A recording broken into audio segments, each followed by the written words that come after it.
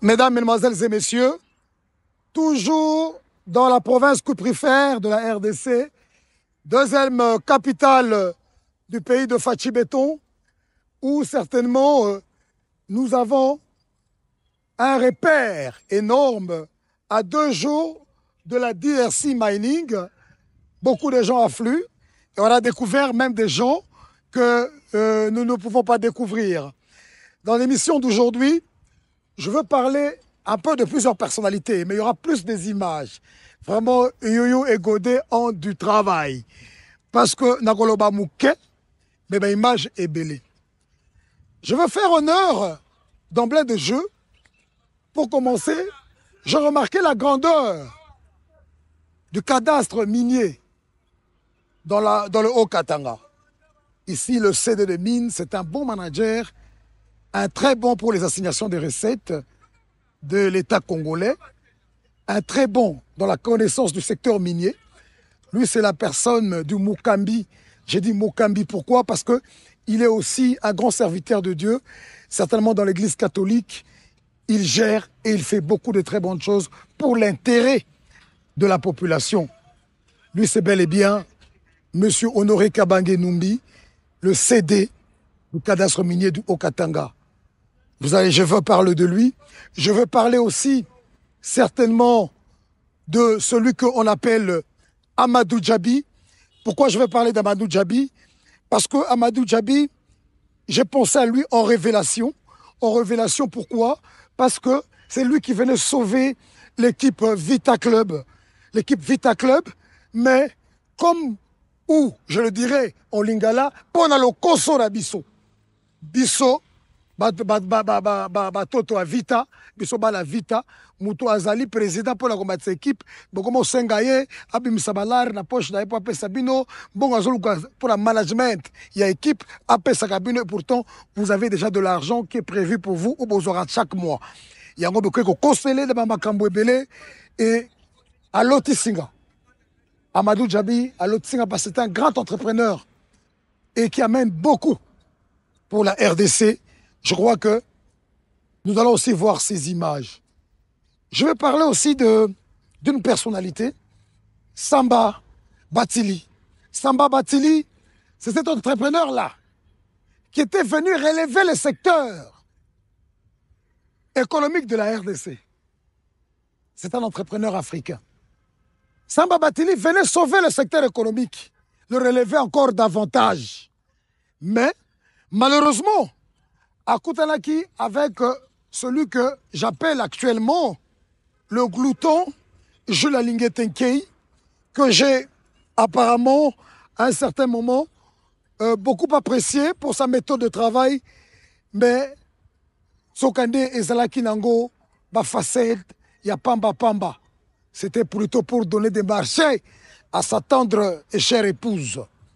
Alors, c'est comme ça que le quoi est la vérité, et c'est pour ça qu'on est en train, certainement, aujourd'hui, d'éclaircir les gens. Excusez-moi, moi je ne suis pas un journaliste qui mâche les mots, parce que ceux qui, effectivement, d'ailleurs, il faut qu'on dise merci à Fachi, Nde Moutou, Ache na garage, Nandenge ya honneur.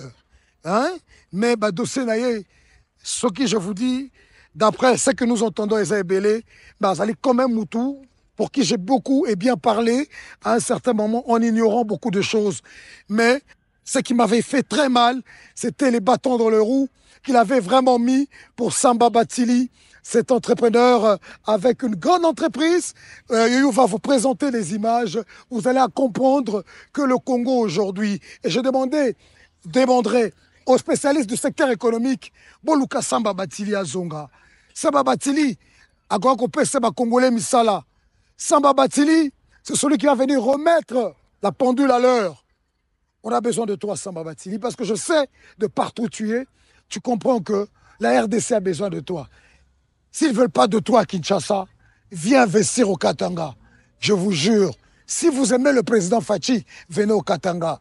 Vous allez voir que vous pouvez investir avec toutes vos idées super gélantes que vous avez pour réaliser des choses parfaites pour le développement de l'Afrique entière. Hein, Samba Batili, c'est un message que je te lance. Il faut que tu rentres. Je vais terminer par l'infatigable. Lui, c'est une personne dont vous allez voir les images. Jean-Paul Koueta. Jean-Paul Koueta, il est ministre des ITPR, ici dans la province du Haut-Katanga et de l'urbanisme et habitat. Ce jeune nous montre que le gouverneur Jacques Yaboula Katoué ne fait pas confiance à n'importe qui, mais c'est un ingénieur bien formé qui sait ce qu'il est en train de faire. Coup de chapeau à toi, Jean-Paul Koueta. C'est comme ça que toi aussi, je vais t'honorer par des images. Les habitants du quartier Kamasaka poussent un ouf de soulagement. C'est la fin de leur calvaire. Avant, c'était des nids de poules, de flaques d'eau, de la poussière, de la boue et des petits sentiers à travers la brousse. La route principale qui traverse ce quartier périphérique de la ville de Lubumbashi est en train de recevoir sa couche de bitume. Et pour s'en assurer, le ministre provincial des infrastructures, Jean-Paul Koueta Mumba, qui était accompagné du directeur provincial de l'Office des voiries et drainage, était sur les chantiers. Sur les 5 km, 3 ont été déjà asphaltés et d'ici à 1 mois, les 2 autres kilomètres seront également bitumés. Les riverains, c'est lui qui soutient l'action des chefs de l'État et le gouverneur Tchaboula. Parce que c'est pour la première fois. Je suis un opérateur ici depuis 2010. Mais je vois qu'aujourd'hui, c'est la délivrance. Et quand on protéger le gouverneur wetu Tchaboula Katu, moi c'était un mandat ingine.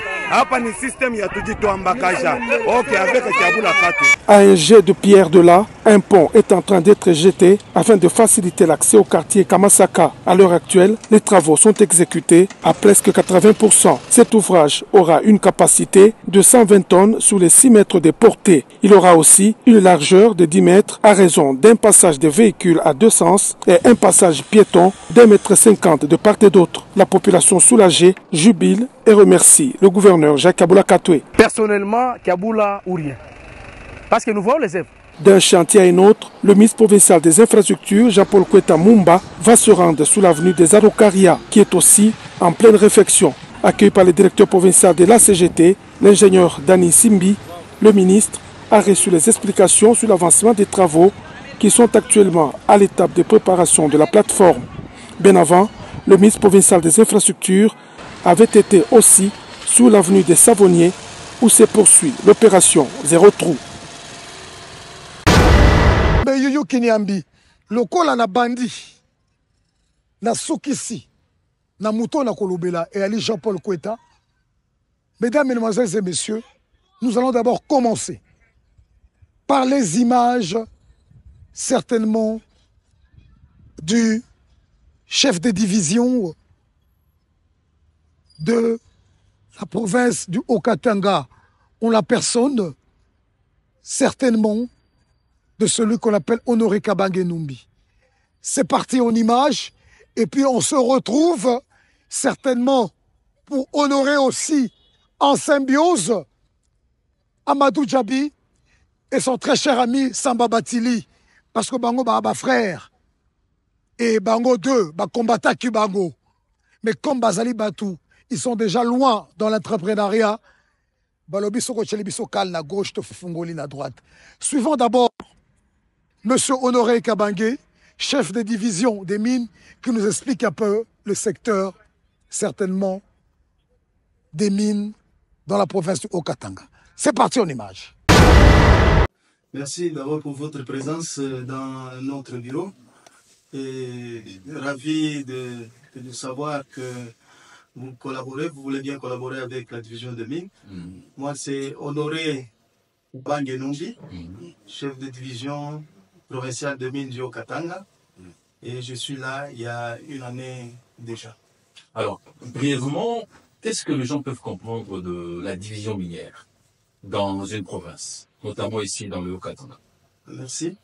La division de mines, c'est une structure administrative du ministère de Mines. C'est grâce à la division de mines qu'on est là pour contrôler, vérifier et gérer toutes les activités minières au niveau de la province, que ce soit dans l'extraction, c'est-à-dire l'exploitation artisanale, ou dans l'exploitation industrielle. Et la division est là pour cette gestion-là.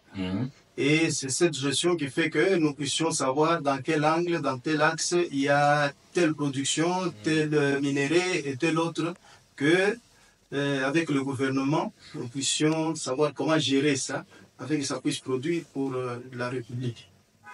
Alors, monsieur le CD Kabangini, je pense que je vais vous poser une question un peu à titre de connaissance pour ceux qui vont nous suivre sur le plan international. Je ne pourrais que éclaircir la population par rapport à votre réponse. Oui. Vous avez de l'expérience dans le secteur minier. Quelles sont les catégories d'opportunités pour les investisseurs, tant nationaux qu'internationaux, par rapport aux produits miniers actuels qu'il y a dans la province du Haut-Katanga? Parce que vous êtes cédé chef de division au Katanga. Le Haut-Katanga est vaste. Puisque aujourd'hui, il y a plusieurs qualités des produits miniers qui sont en train de sortir, comment vous faites? Parlez-nous de cette organisation-là pour valoriser les mines que nous avons ici dans le Haut-Katanga. Merci pour la question. Vous savez, nous suivons tous la vision du chef de l'État qui, dans le secteur minier, il a une politique. Et cette politique, c'est de valoriser chaque produit minier en termes de substances minérales, de sorte que ça puisse produire pour la République.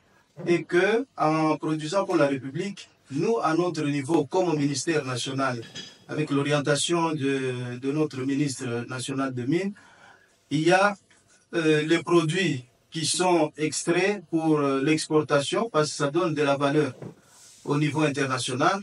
Nous n'oublions pas tous que, de tous les temps, c'était le cuivre qui était un minéré qui donnait plus de valeur ajoutée ou qui était à l'exportation, donnait vraiment la valeur des entreprises de l'époque, prenons la Gécamine. Mais aujourd'hui, avec tout ce qu'il y a comme cobalt, parce que le cobalt, bien sûr, de tous les temps aussi, mais ici, il y avait le cuivre et le cobalt. Et la province, c'est une province qui pro-cobaltifère. C'est-à-dire c'était des minéraux qui avaient une grande réserve au niveau de la province, que ce soit l'ancienne province, comme on disait, le Grand Katanga, et même dans notre province du Haut-Katanga. Et à l'instar, en plus de tout ça, il y a d'autres minéraux qui se succèdent, qui se suivent, qui donnent aussi de cette valeur. Aujourd'hui, par exemple, on parle de minéraux critiques, qui donnent comme le germanium, comme le lithium, comme ces minéraux-là, qui donnent de la valeur. Mais alors, nous cherchons, avec ce que j'ai dit ici, la vision du chef de l'État, à savoir comment valoriser ce minerai-là, pour que ça donne un plus sur le plan économique pour notre pays. Nous avons le coltan, le colombo-tantalite, qui, ce minerai-là, aujourd'hui, au niveau mondial, c'est le minerai le plus cherché parce qu'il intervient dans l'industrie, il intervient dans tout ce qui est comment on peut dire, ça intervient dans la transformation de produits finis et peut-être nous avons des voitures, tout ce qu'il y a comme production, les téléphones, nous n'en parlons même pas. Alors c'est ça. En plus de ça, il y a ce que nous appelons les minéraux de joaillerie, mais qui sont peut-être pas trop exploités. Nous avons par exemple, je veux parler plus de minéraux de joaillerie, c'est l'or. Voilà. Hein? Nous avons l'or, nous avons tout ce qui peut produire pour faire en fait c'est comme si vous êtes tout fait, vous faites plus la promotion de plus de cobalt et du cuivre. C'est parce que on dirait que la promotion vraiment de l'or dans les minerais de joaillerie, elle n'est pas encore là. Et pourtant, vous qui êtes des spécialistes dans ce secteur minier, vous devez aussi certainement la valoriser au même titre que vous avez fait pour le cobalt et le cuivre. C'est ça. C'est peut-être suite à l'exploitation ou même au gisement. Gisement de l'or, comme en province ici, il n'y a pas assez de gisement de l'or qui donne la grande valeur. C'est-à-dire que si l'entreprise se met, nous avons de grandes quantités d'or. C'est par exemple en province, alors ça entre plus dans l'artisanat. Et aujourd'hui, on est en train de parler de l'or qui est en train de sortir à la frontière de Kasumbalesa ici.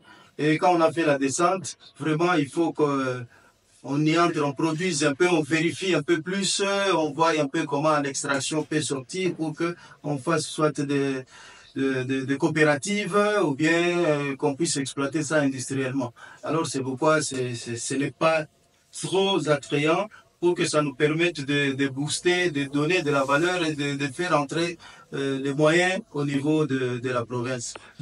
Des orientations du gouvernement Oui. de la République pour lesquelles vous travaillez sur le leadership, sous son leadership.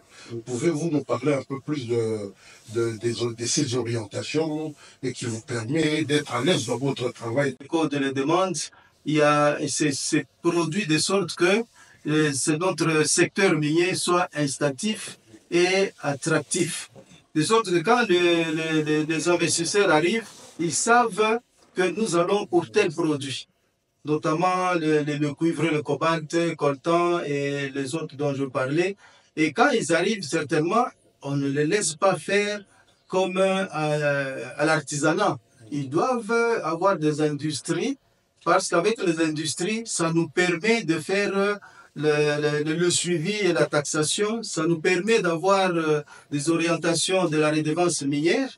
Et c'est suite à cette redevance minière que la République démocratique du Congo est en train de voir l'économie monter et que suite à ça, ça permet à ce que nous puissions avoir une stabilité économique, que nous puissions avoir les moyens nécessaires pour que notre politique réussisse sur tous les plans. Sur le chef de division, ce n'est pas un secteur des polichinelles, on peut le dire comme ça, mais combien des entreprises minières évoluent dans votre surface, dans le continent? Oui, nous avons plus de 43. Et donc, ça vous répartit pour ceux qui sont dans c'est-à-dire l'exploitation minière et ceux qui sont dans les traitements. Dans les traitements, oui. Même pour, comment on appelle ça, les entreprises qui évoluent dans le caillasse, là, comment on les appelle? Oui, l'exploitation artisanale, non. L'exploitation artisanale n'ont pas des entreprises, parce que là, nous appelons l'artisanat minier. Et même ceux qui font les coopératives sont dans cet artisanat minier, et c'est quand ils produisent manuellement qu'ils se sont réunis en coopérative, ils sont réunis en exploitants artisanaux, et ces exploitants vont vers les entreprises pour le traitement. Alors, même sur les 40, combien on les a des titres d'exploitation? Oui, presque tous. Il y en a qui ont les titres d'une façon définitive. Les autres sont dans les recherches. Ils ont un permis de recherche. Ils ont le permis de recherche. Et ils font d'abord des sondages, ils font d'abord l'exploration. Et après, ils demandent un centre d'exploitation. C'est à l'issue maintenant de ces centres d'exploitation, maintenant que on les libère pour avoir leurs unités de traitement. Mais comment les recettes ont évolué pour l'exercice passé, 2024? Vous avez pu atteindre les assignations? Si, parce que nous collaborons avec la DGRAT, qui est l'Office de finances, et les entreprises payent trop régulièrement à l'exportation leurs redevances minières. Et en payant cette redevance, nous constatons que chaque mois, selon notre assignation, en tout cas, nous atteignons. Et après cette assignation, nous collaborons avec des GRAD. Nous-mêmes, nous descendons dans les entreprises pour voir leur exploitation, leurs réserves et leur production, pour voir combien ils sont en train d'exporter mensuellement, et même hebdomadairement, parce que nous avons des inspecteurs qui sont sur terrain pour essayer d'évaluer, de voir ça. Peut-être qu'il y a des entreprises qui ont des stocks, mais leur unité de traitement est là. En tout cas, nous essayons d'évaluer tout ça. Voilà. Alors, M. Cavagné-Nomi, un certain, je le regarde parce que ce bureau est très bien décoré, des photos somptueuses, avec différentes personnalités de la République, sauf que je ne vois pas le diplôme le prix de la conférence scientifique, qui est très beau, déjà, parce que j'ai eu le temps de voir. Je crois qu'il aura encore ajouté la beauté. Mais ma question, elle est un peu simple, mais très importante. Le 27 avril 2024, vous êtes en fonction, je crois. C'est ça? Oui, exact. Donc, c'est que vous avez plus d'une année que vous travaillez. Par rapport aux écoles, C'est parce que moi, j'ai toujours dit, je ne tends pas ma caméra d'Africa News à celui qui ne travaille pas. Oui. C'est à ceux qui méritent. Et je crois que les écoles qu'il y a dans ce bureau peuvent déjà le prouver, vu même dans les salutations que vous nous donnez avec les différentes autorités. C'est pas pour vous enorgueillir, mais vous demander de faire encore mieux. Oui. Mais, qu'est-ce que vous avez fait en une année que les autres n'ont pas fait? Ou bien qu'est-ce que vous avez ajouté dans ce que les autres n'ont pas fait? Ou, si je peux ajouter, Oui. ce que les autres auraient dû faire, et que vous, ça a attiré votre attention, et que vous avez dit que ceci ne devrait pas manquer si nous voulons évoluer positivement. Les assignations. Allez-y. Merci beaucoup. Nous partons du principe du mot clé de notre République, où quand le président de la République dit le peuple d'abord. Voilà. Et quand vous êtes responsable dans une entité comme celle de Mines ici, je pense qu'il faut avoir la vision globale que nous demande notre République, notre chef de l'État. Et même le ministre, pendant cette nomination, m'a dit il faut aller travailler et il faut savoir encadrer les agents avec que vous avez. C'est ainsi que pour répondre à votre question et peut-être donner un peu la globalité des choses, quand on est arrivé, on a souhaité d'abord réunir, mettre ensemble tous les agents qui étaient chacun dans ses idées. Et en plus de ça, remettre la paix qui manquait à notre service. De sorte que les gens se sentent dans une même famille, qui se sentent comme vraiment être dirigés par un même responsable et eux, tous sont là pour produire. Et je leur ai toujours dit que il faut savoir, avant de produire, il faut savoir collaborer, il faut savoir coopérer. Même si vous êtes affecté dans une entreprise, sachez collaborer avec les responsables de l'entreprise.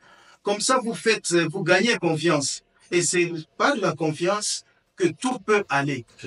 Parce que si jamais il n'y a pas confiance les uns les autres, on ne peut pas vous faire entrer, par exemple, dans une entreprise. Et entre-temps, nous perdons cette confiance-là. Nous perdons de voir ce qui se passe. De la même façon, ici, à notre division, nous nous sommes dit, ça, c'est notre premier cheval de bataille. Réunir tous les agents et créer la paix. Et la paix étant instaurée, aujourd'hui, ce que vous dites est accepté. Chaque agent a une référence avant d'agir devant. Il faut d'abord se référer au chef. Et quand on se réfère au chef, certainement, tout se passe bien. Ça, c'est un aspect qui fait que quand les agents commencent à faiblir, vous allez vers eux et vous leur dites non, ça doit être comme ça, comme ça. Aujourd'hui, par exemple, l'assignation est comme ça, et la taxation a baissé. Nous avons fait des réunions avec la DGRAT, avec la DRH4, pour qu'on voit comment est-ce que notre assignation commence à baisser, la taxation ne va pas. Dis, toi, ta tâche, c'est quoi? C'est ça. Les chefs taxateurs revoient dans ces fiches de notes de débit pour qu'on voie qu'est-ce qu'on n'a pas envoyé avant. Ce qui est en retard, pourquoi ça retarde, pourquoi c'est plein sur ta table? C'est parce qu'il y a ça. Non, aujourd'hui, demain, je dois voir ça. Vous sentez que ça booste et tous les agents sont au travail, sont au service, rendent ce qu'on leur dit. C'est parce que ça a été le premier. Deuxième chose, c'est que nous allons vers les entreprises. Les entreprises qui tardent de payer leurs taxes, qui sont en retard de paiement, où nous sentons que l'exploitation ou bien ce qu'ils sont en train de faire n'est pas à bon titre, nous leur invitons d'écouter, il y a ça, ça et ça, vous aviez demandé depuis tel temps, nous constatons que vous faites du retard, qu'est-ce qui se passe? Et cette communication-là, ce pas vers les autres a fait que il y a un plus à la division. Il y a la calmie à la division, il y a l'écoute, et puis en fait, la gestion est bonne. Monsieur Kabangé, je crois qu'on est en train d'atterrir, certainement. Ça me revient parce que nous reconnaissons des enquêtes faites et menées. Par nos enquêtes, on a pu découvrir que, au-delà de vos fonctions de CD, tellement qu'il y a de la transparence, il y a de l'excellence du travail, la qualité, sous la vision et l'impulsion du président de la République, Félix Tshisekedi, parce que on fait une poussée encore les chefs. Pour l'accent, il y a que nous montrons d'abord le meilleur.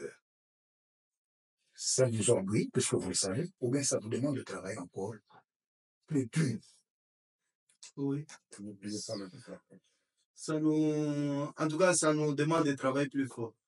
Parce que plus tu fais mieux, plus on fait une référence vers toi. Il faut savoir que ça, ce qui a été bien, il faut l'améliorer pour que de plus en plus, ça soit meilleur, pour qu'on reste dans le même standard.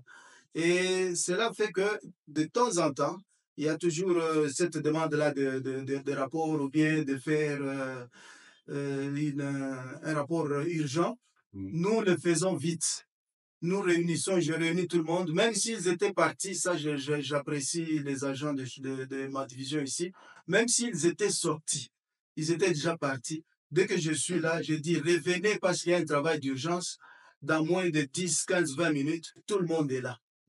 Et on commence à travailler. On termine à 19h et on termine le rapport, je lance ça. Que ce soit en province, que ce soit au ministère, au niveau du secrétariat général, ça en tout cas. Alors, pour atterrir, je crois que pour moi, ça sera la dernière. Je vais passer les autres en d'autres questions.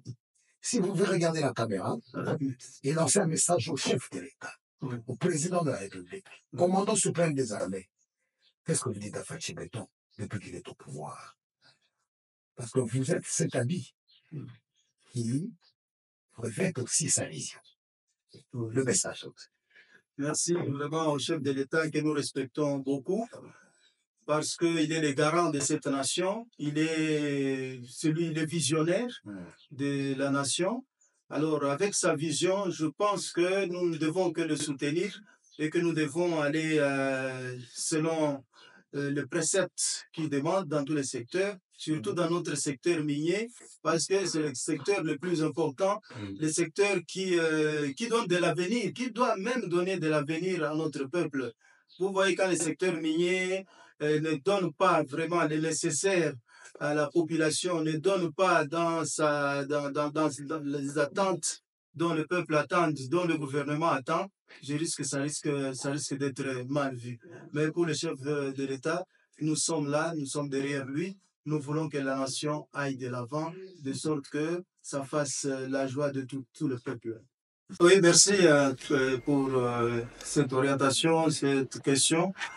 Nous sommes là avec une orientation de notre ministre national et notre secrétaire général.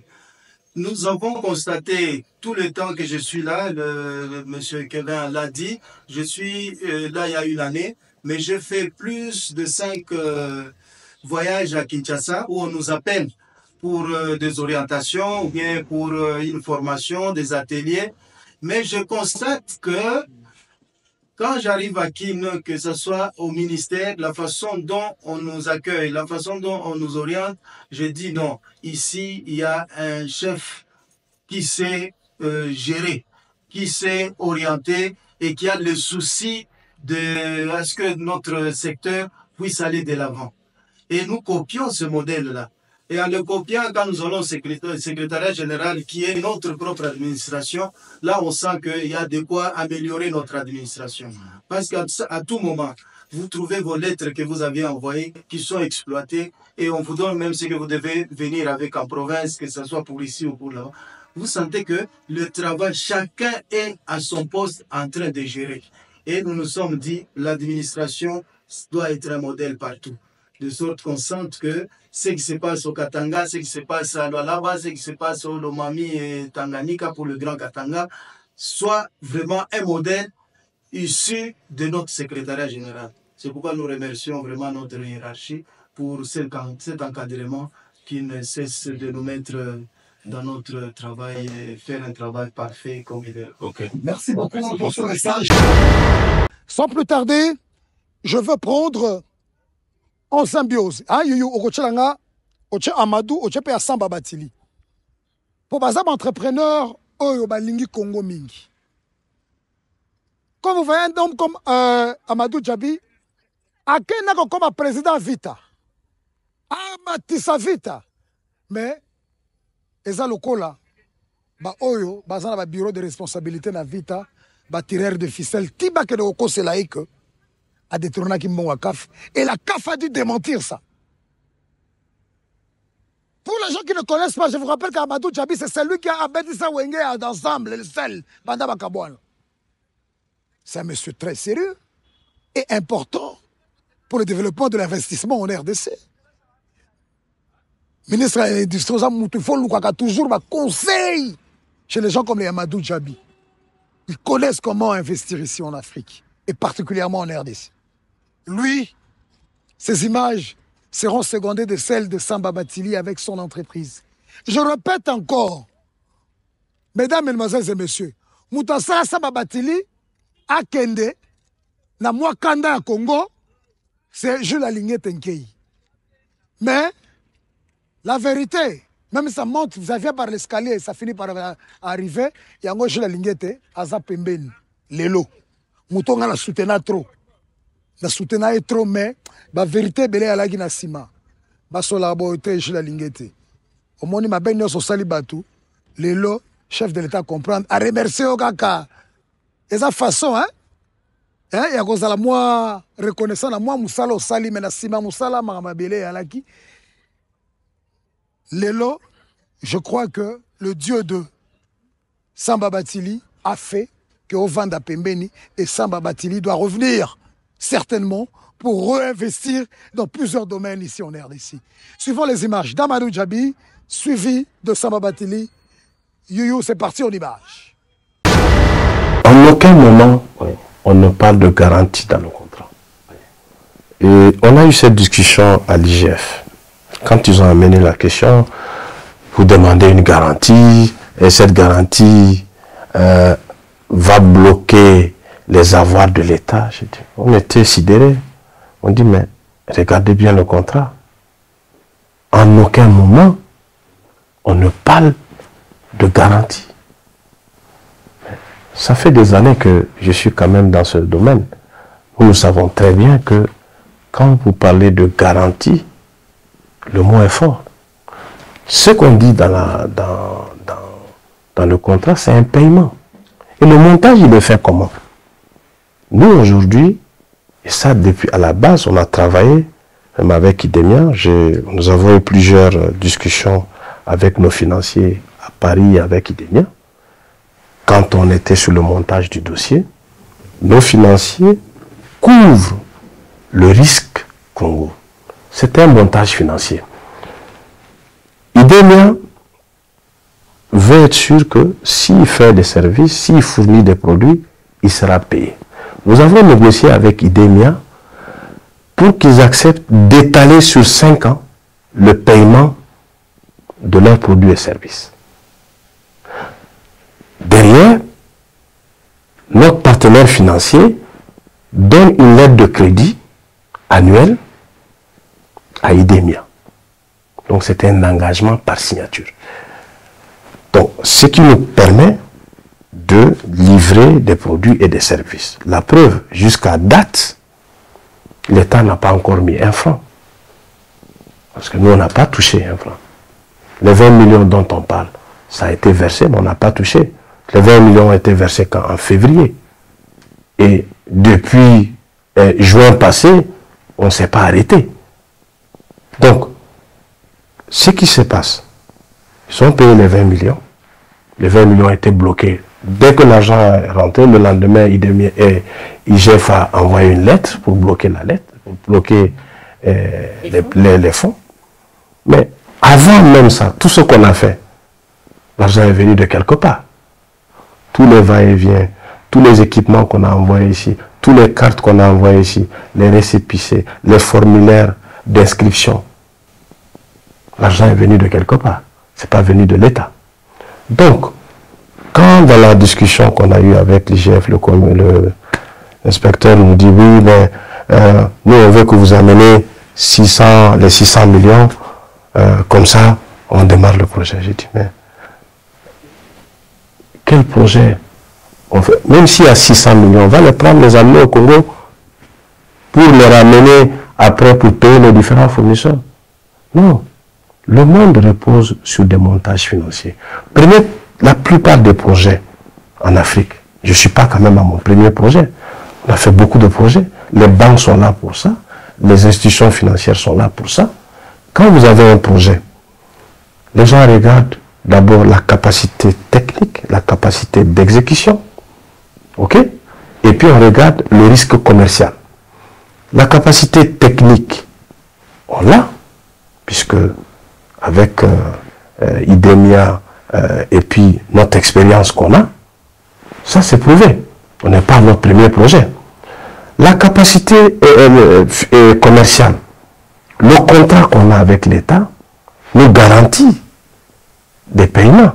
Ça veut dire que les produits qu'on va sortir vont être payés. Et c'est ce que j'ai dit ce jour-là lors de la réunion. J'ai dit que si on était dans un projet marchand où l'État n'a pas décidé de donner les cartes gratuitement, on n'aurait pas besoin de l'argent de l'État. Regardez ce qu'on a commencé. On a commencé déjà à donner les cartes. Si les gens nous payaient, on allait faire tourner cet argent au fur et à mesure, puisque les 70 millions de cartes, on ne les amène pas au premier jour. On a amené un batch actuellement ici. Ce batch, on allait le vendre. Si on était dans une logique commerciale, on allait le vendre et au fur et à mesure, ça allait tourner. Mais ce n'est pas le cas. Les plus hautes autorités ici ont décidé de donner la carte gratuitement. On le respecte. Comme dans beaucoup de pays, la carte d'identité, c'est donné gratuitement. C'est le passeport qui est marchand, qui est vendu à la population. Et nous, on a été plus loin, on a été innovant. C'est pour cela que ce projet, nous l'avons mis en 2 phases. On a fait un PPP à paiement public pour la partie gratuite, c'est ce que l'État rembourse, c'est-à-dire 100 et quelques millions par an pendant 5 ans. Et on l'a étalé sur 5 ans, c'est la négociation qu'on a fait avec IDEMIA, pour nous permettre d'assouplir, parce que ce projet, on le fait en 2 ans. Si on demandait à l'État de payer au fur et à mesure, ça allait être difficile de payer le monde. Les chantiers qui vont s'ouvrir, je venais de le dire tout à l'heure, la commission sera chargée de mettre une feuille de route qui va mettre les jalons d'un plan de déploiement pour le centre de gaming. J'ai proposé qu'on commence par le Sénégal, puisque c'est le pays quand même qui a permis de mettre en place cette confédération. Donc je pense que d'ici la fin de l'année, on va mettre le premier centre au Sénégal. Et la commission va travailler sur la sélection des 4 autres pays, des 4 autres zones de l'Afrique. Ça, c'est pour être pragmatique et être concret. Mais la vision, c'est de toucher tous les pays africains, puisqu'il s'agit d'une confédération africaine. Et c'est de pouvoir former la jeunesse africaine sur ces défis et sur ces métiers de demain pour que ça puisse amener le développement dans nos pays respectifs et aussi permettre aussi d'occuper la jeunesse dans le bon sens. D'abord, je suis surpris et en même temps honoré parce que c'est une charge de travail. Et bon, j'ai l'habitude de ce genre de charge. Et je pense qu'avec l'aide des uns et des autres, on pourra arriver à quelque chose de concret pour le continent. Ce que on va s'atteler à faire, c'est de pouvoir d'abord démocratiser l'accès au gaming. Parce que vous savez que le gaming, il y a pas mal de contraintes. Le gaming, c'est d'abord l'accès. Aussi, une autre chose, c'est l'équipement. Autre chose aussi, c'est les moyens de paiement. Je pense qu'avec l'aide des uns et des autres, parce que tout le monde y a gagné, y compris les opérateurs, les sociétés d'infrastructure, les citoyens, chacun va devoir jouer un rôle. Nos États, les différentes structures publiques Et puis, c'est quelque chose qui pourra permettre de mettre en place un environnement éducatif pour la population africaine. Bon, ce que j'ai dit tout à l'heure, c'est un constat général. Hein. Il y a une adéquation entre l'emploi et la formation en Afrique. Ce n'est un secret pour personne. Je pense que de plus en plus, les différents pays commencent à prendre conscience de ça. C'est pour cela qu'il va falloir travailler à diriger les jeunes sur ces métiers de demain. Parce que la plupart de ces métiers, ce n'est pas ce qu'on a aujourd'hui. Donc, de plus en plus, si on veut que notre jeunesse soit compétitive et que le taux d'employabilité s'augmente en Afrique, on doit diriger de plus en plus nos jeunes vers les métiers de demain, l'intelligence artificielle, la cybersécurité, et voilà, les métiers du gaming, puisque ça brasse aujourd'hui pas mal de revenus dans le monde. Donc, c'est un choix que chaque pays ou chaque organisation devra faire pour qu'on puisse arriver quand même à donner des emplois décents aux jeunes africains. Ce qu'il faut savoir déjà dans le monde du gaming, c'est que le gaming dépend beaucoup plus des éditeurs. Et ces éditeurs ont des licences avec la FIFA, la NBA. Tout à l'heure d'ailleurs, je discutais avec un dirigeant de la NBA. C'est qu'ils peuvent accompagner aussi. Aujourd'hui, Dieu merci, on a accès à ces gens-là. Mais il faut savoir que dans le cas du gaming, c'est plus les éditeurs qui ont leur mot à dire. Donc, creative industry. I think we need to have more and more private sector in Africa to invest into creative industry. Because, as you know, the battle of tomorrow will be the battle of content. And creative industry mean for me also content. So far, creative industry investment was coming from corporation and from different NGOs, you know, because the sector was not regulated. We need more and more regulation, you know, in terms of copyright, to make it bankable and to make it also sustainable. So private sector need more and more involvement. That's what we at ADS, we are doing through Mansa Music and Social Nation. We invest the past 7 years millions of dollars because we believe and we think in the future this will be a market of few $billion. As you know, the continent today have a population of 1.3 billion, where we have 65% of that population that are youth. And today, who is buying the content is that youth. And with the growing middle class population, there will be more and more user on those content.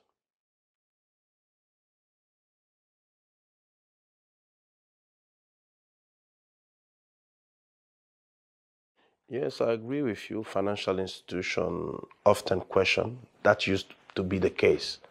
But nowadays, you have a financial institution like Afrexim Bank, Africa Development Bank that are investing into the sector. This is a fact.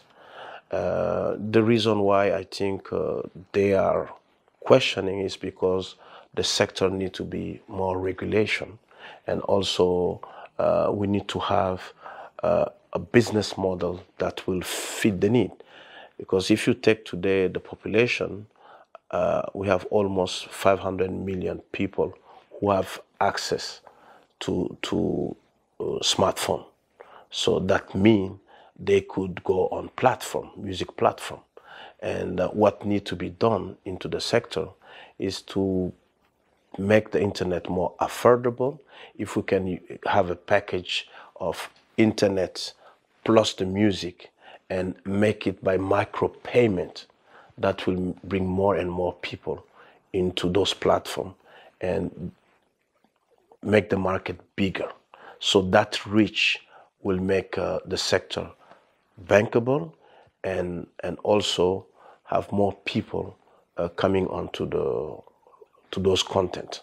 So once we succeed that regulatory frame, reachability, affordability of the internet and the music, there will be more and more people, and that will make it more bankable.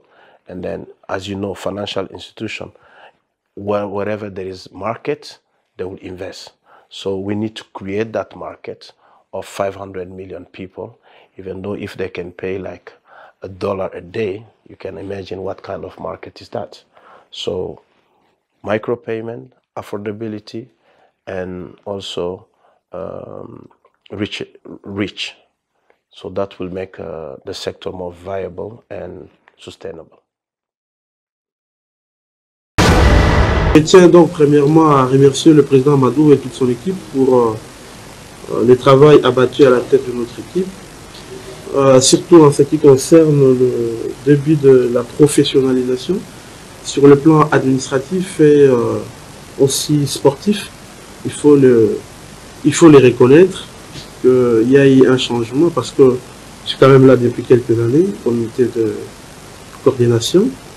Et pour cela, président Amadou, je tiens sincèrement à vous féliciter. Je tiens également à féliciter tous ceux qui ont eu à travailler avec vous, toute l'équipe de coordination, les conseils suprêmes les conseillers, votre conseiller et le conseiller à vous tous. C'est également l'occasion de remercier nos amis de Milvest qui, disons-le, nous ont quand même aidés pour que les clubs tiennent. Il faut les reconnaître parce qu'on était à un moment où les clubs étaient un peu en décadence. Milvest nous a aidés. Il faut reconnaître après qu'il y a eu des soucis financiers, vous venez de le dire, c'est jusqu'à fin octobre. Donc je remercie Milvest pour cela. Nous sommes là que pour l'intérim. Il faut que ce soit clair entre nous. Nous allons assurer l'intérim et ensemble avec les autres instances du club, nous allons décider sur l'organisation de l'élection, la date de l'élection du nouveau président. C'est lui qui va continuer et vous succéder valablement. L'objectif demeure cette phase de play-off qui vient de commencer. Nous devons faire en sorte que l'équipe soit qualifiée aux compétitions africaines. Nous devons faire en sorte que nous ayons un bon effectif de joueurs qui répondent aux critères, qui soient efficaces pour le club, mais aussi nous devons faire en sorte que nous ayons un entraîneur qui va nous accompagner. Il nous faut vite trouver également des moyens financiers pour faire fonctionner le club. Il ne faut pas qu'on se laisse. Le club doit être plus fort que les individus. Le club doit être plus fort que le président, plus fort que les joueurs, plus fort que tout le monde. Moi, mon rôle n'est pas de devenir plus puissant que Vita. Mon rôle n'est pas de prendre en charge le charge de Vita. Ça doit être clair entre nous. Le rôle du président, c'est de coordonner les activités, de mettre beaucoup d'intelligence pour générer justement de l'argent, pourvu que l'équipe se prenne en charge.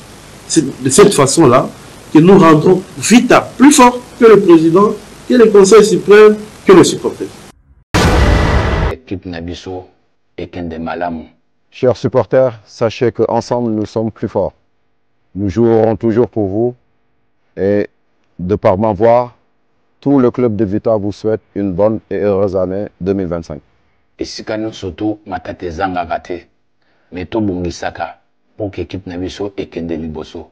Na remercier binono surtout oyo ba supporter qui Vita dès le départ na ba moment difficile, na ba moment oyo ba tozali ku croire équipe na binote, nazo mona ke ba to baza ko ndima malembe, mais na sengi na bino pour multiplier davantage pour l'équipe na bino, pour soutenir l'équipe na bino.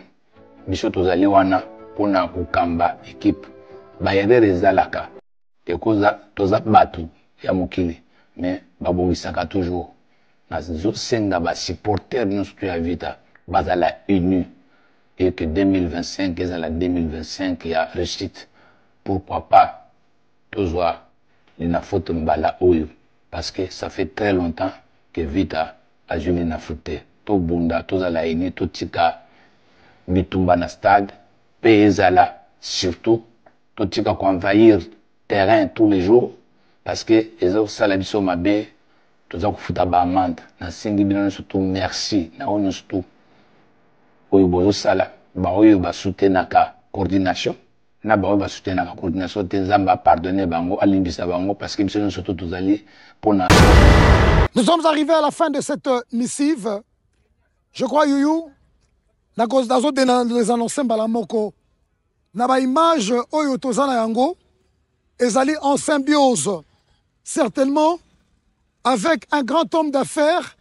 Oyo, on était invité par la conférence future pour sa remise de prix. Il a eu prix du développement par Pierre-Louis Bondoko. On était invité. Je crois qu'on continue la mission de l'image à ministre.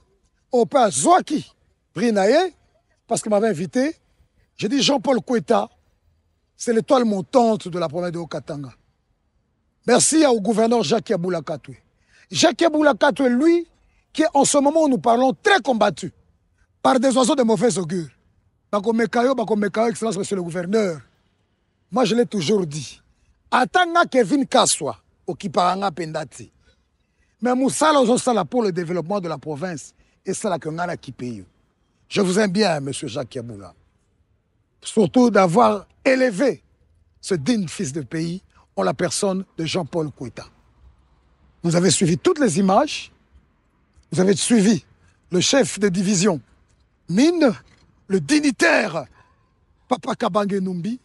Vous avez suivi Amadou Djabi et certainement Samba Batili. Et maintenant, vous suivez pour se dire au revoir Jean-Paul Koueta et la manifestation du diplôme qu'on a offert au sénateur Papi Machozi, PMG. PMG aujourd'hui, c'est aujourd'hui une solution pour beaucoup dans la province du Katanga, car à Engagea Ebele, ce jeune sénateur aujourd'hui est une fierté pour la RDC.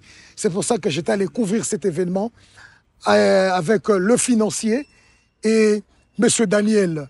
Donc, on va assister à tout ça et puis on va se dire au revoir et à la prochaine, certainement avec des images de la DRC Mining. Bye et à la prochaine.